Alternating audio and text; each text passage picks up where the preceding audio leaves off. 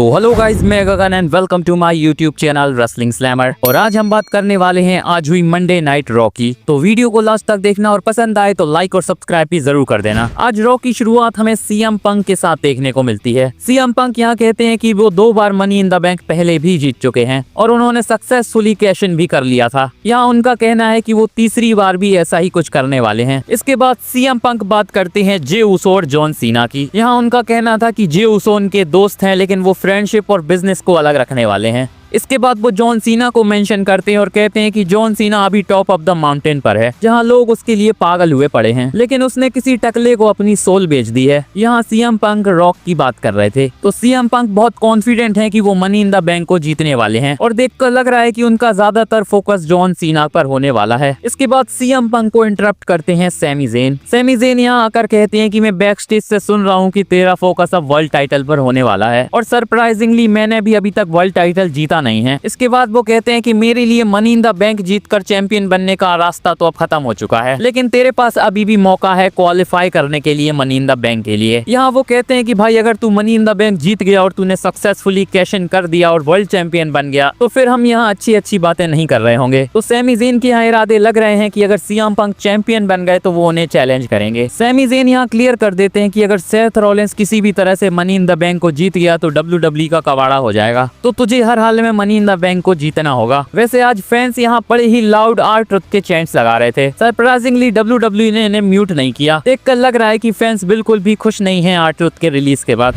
Back stage से हमें Liv Morgan, Raquel और रॉक्सैन परेज देखने को मिलती हैं, जहां रॉक्सैन परेज लिव मॉर्गन को हेल्प ऑफर करती हैं उनके MITV क्वालिफाइंग मैच के लिए, लेकिन लिव मॉर्गन यहाँ उन्हें सीधा मना कर देती हैं। और इसके बाद हमें मैच देखने को मिलता है लिव मॉर्गन, स्टेफनी वकार और आइवी नाइल के बीच में, जो कि MITV के लिए क्वालिफाइंग मैच था। ठीक ठाक मैच हमें यहाँ देखने को मिलता है। और बात करें मैच के एंड की तो आइवी नाइल को पिन करके स्टेफनी वकार इस मैच में जीत चुकी हैं और अपने रॉ के डेब्यू मैच के साथ ही अब वो मनी इन द बैंक के लिए क्वालिफाई कर गई हैं। और देखकर लग रहा है कि स्टेफनी वकार को फ्यूचर में मेगा पुश मिलने वाला है। बैक स्टेज से हमें एजे स्टाइल्स देखने को मिलते हैं और यहाँ पॉल हेमन भी आते हैं। पॉल हेमन एडवाइस देते हैं एजे स्टाइल्स को कि उन्हें मनी इन द बैंक की जगह डोमिनिक मिस्टीरियो और इंटरकॉन्टिनेंटल टाइटल पर फोकस करना चाहिए, क्योंकि मनी इन द बैंक तो सेथ रॉलिंस जीतने वाला है। एजे स्टाइल्स यहाँ कहते हैं कि उन्हें पता है कि उन्हें क्या करना है और मनी इन द बैंक के बाद वो डोमिनिक मिस्टीरियो और इंटरकॉन्टिनेंटल टाइटल पर भी फोकस करेंगे। एजे स्टाइल्स इसके बाद कहते हैं कि मुझे अच्छी तरह से पता है कि तुम लोगों का प्लान क्या है। यहाँ वो ब्लड लाइन, जजमेंट डे और जॉन सीना को मेंशन करते हुए कहते हैं कि अब उन्हें कोई नहीं रोक सकता। इसके बाद एजे स्टाइल्स पॉल हेमन को बजाते हुए वहां से चले जाते हैं। इसके बाद हमें रूसेफ का बैक स्टेज प्रोमो दिखाया जाता है, जहाँ वो शेमिस की बात करते हैं और कहते हैं कि जब हम साथ में थे तो वो मुझे अकेला छोड़कर चला गया था और अब शेमिस उनकी नेक्स्ट विक्टिम होने वाले हैं। इसके बाद हमें शेमिस भी बैक स्टेज से देखने को मिलते हैं, जो कि कहते हैं कि रूसेफ डे उतना ही चला जितना रूसेफ का करियर आउटसाइड WWE में चला था। तो यहाँ से देखकर लग रहा है कि WWE इनकी फ्यूड को और भी आगे बढ़ाने वाली है।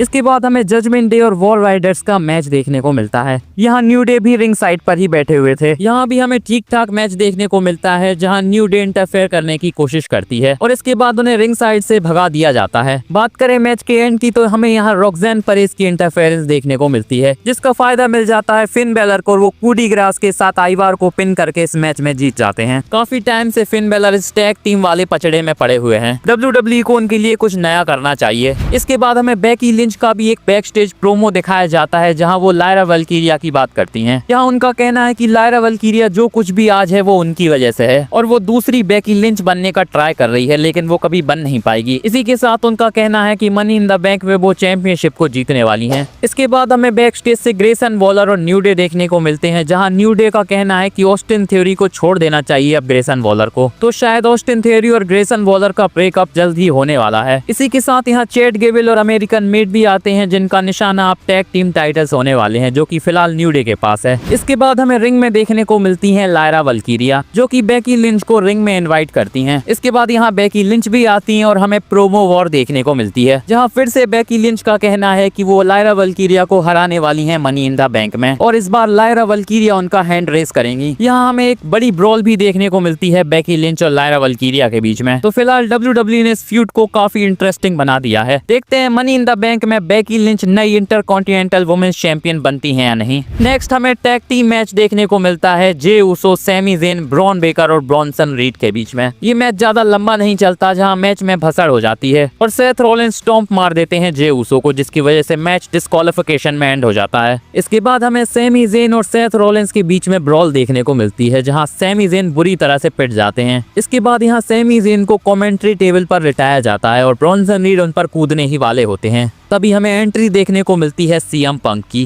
सीएम पंक यहाँ चेयर के साथ आते हैं और ब्रॉन बेकर और ब्रॉनसन रीड को ठिकाने लगा देते हैं। इसके बाद हमें सीएम पंक और सेथ रॉलिंस का फेस ऑफ देखने को मिलता है। लग रहा था कि सीएम पंक अब अटैक करने वाले हैं सेथ रॉलिंस के ऊपर, लेकिन सेथ रॉलिंस स्मार्ट हैं तो वो वहां से भाग जाते हैं और यहाँ से देखकर लग रहा था कि रॉ के मेन इवेंट में कुछ बड़ा धमाका होने वाला है। बैक स्टेज से हमें जजमेंट डे का एक सेगमेंट दिखाया जाता है, जहाँ लिम मॉर्गन भी आती है। यहाँ देखकर लग रहा था कि लिम मॉर्गन बिल्कुल भी खुश नहीं है फिन बैलर से, क्योंकि फिन बैलर रोक्सेन परेस को जजमेंट डे में लेकर आ गए हैं और देखकर लग रहा है कि लिम मॉर्गन या फिन बैलर किसी एक का पत्ता तो कटने वाला है जजमेंट डे से। वैसे कार्लिटो के रिलीज होने के बाद आज जजमेंट डे जैसी नहीं लग रही थी। इसके बाद हमें नेक्स्ट मैच देखने को मिलता है रकेल रोड्रिगेज और कायरी ज़ेन के बीच में। बात करें मैच की तो लिम मॉर्गन इस मैच में डिस्ट्रैक्शन क्रिएट करती हैं और इसके बाद हमें ईओ स्काई की एंट्री देखने को मिलती है, जो कि लिम मॉर्गन पर अटैक कर देती हैं, जिसका फायदा कायरी ज़ेन को मिल जाता है और इस मैच में उन्हें विक्ट्री मिल गई है। इसके बाद फिर से हमें सैमी ज़ेन और कैरियन क्रॉस का फेस ऑफ देखने को मिलता है, जहां कैरियन क्रॉस सैमी ज़ेन से पंगा ले रहे होते हैं। पता नहीं इनके साथ WWE करने क्या वाली है। इसके बाद बैक स्टेज हमें जे उसो देखने को मिलते हैं, जहां गंथर भी आते हैं। यहाँ गंथर का कहना है कि वर्ल्ड टाइटल उनके लिए बहुत इंपॉर्टेंट है और वो मनी इन द बैंक के बाद होने वाली रॉ में उसे जे उसो से ले लेंगे। यहाँ जे उसो गुस्से में थे और वो गंथर से क्लियर कह देते हैं कि भाई तेरे लिए बस एक ही वर्ड काफी है और वो होगा टैप आउट। तो यहाँ जे उसो का कहना है कि वो गंथर को फिर से टैप आउट करवाएंगे रेसलमेनिया की तरह। वैसे ये match money in the bank में होना डिजर्व करता था। इसके बाद हमें रॉ का मेन इवेंट देखने को मिलता है और मैच होता है L Grande americano, CM Punk और एजे स्टाइल्स के बीच में, जो कि मनी इन द बैंक के लिए क्वालिफाइंग मैच था। ये मैच हमें काफी अच्छा देखने को मिलता है, जहां एक मूवमेंट पर हम देखते हैं सीएम पंक जीटीएस लगाते हैं एल ग्रांडे अमेरिकानो को, लेकिन ब्रॉन बेकर उन्हें खींच लेते हैं और पिन नहीं करने देते और इसके बाद अटैक शुरू हो जाता है ब्रॉन बेकर और ब्रॉनसन रीड का सीएम पंक के ऊपर। यहाँ जे उसो और सैमी ज़ेन भी आते हैं सीएम पंक की मदद करने के लिए और इसके बाद हमें एजे स्टाइल्स का डाइव देखने को मिलता है, जिससे चारों सुपरस्टार्स ढेर हो जाते हैं। यहाँ रिंग में AJ Styles L Grande americano पर फिनोमिनल फोरआर्म लगाने की कोशिश करते हैं, लेकिन एल ग्रांडे अमेरिकानो हेडबट मार देते हैं और इसी के साथ इस मैच में जीत एल ग्रांडे अमेरिकानो बने चैड गेबल की हो जाती है। इसके बाद यहाँ सेथ रॉलिंस आते हैं, जो कि सीएम पंक पर अटैक कर देते हैं और हमें एक ब्रॉल देखने को मिलती है। सीएम पंक यहाँ सेथ रॉलिंस को जीटीएस भी लगाते हैं और इसके बाद ब्रॉन बेकर एक खतरनाक स्पेयर लगाते हैं सीएम पंक को और ब्रॉन बेकर, ब्रॉनसन रीड और सेथ रॉलिंस पूरी तरह से यहाँ हावी हो जाते हैं जे उसो, सैमी ज़ेन और सीएम पंक के ऊपर। सेथ रॉलिंस यहाँ तीनों सुपरस्टार्स को स्टॉम्प लगाते हैं और इसके बाद हमें ब्रॉनसन रीड की सुनामी देखने को मिलती है, जो कि वो जे उसो के ऊपर मारते हैं और इसके बाद रॉ अफेयर चली जाती है। ये WWE का शॉकिंग डिसीजन था कि सीएम पंक को उन्होंने क्वालिफाई नहीं करवाया मनी इन द बैंक के लिए। मजा आता अगर सीएम पंक भी मनी इन द बैंक के मैच में होते सेथ रॉलिंस के साथ। वैसे सेथ रॉलिंस को अभी भी सीएम पंक छोड़ने नहीं वाले। आज की पूरी रॉ में आर ट्रुथ का नाम ही गूंज रहा था, जो कि ट्रिपल एच के कानों तक भी पहुंच ही गया होगा। देखते हैं वो इसके बारे में कुछ करने वाले भी हैं या नहीं। बाकी अगर आपको ये मेरी वीडियो अच्छी लगी हो तो प्लीज इसे लाइक कर दो और मेरे चैनल रेसलिंग स्लैमर को भी सब्सक्राइब कर दो यार, और बेल आइकन को भी दबा दो ताकि मेरी वीडियो की अपडेट आप तक पहुंचती रहे। मिलते हैं नेक्स्ट वीडियो में, धन्यवाद।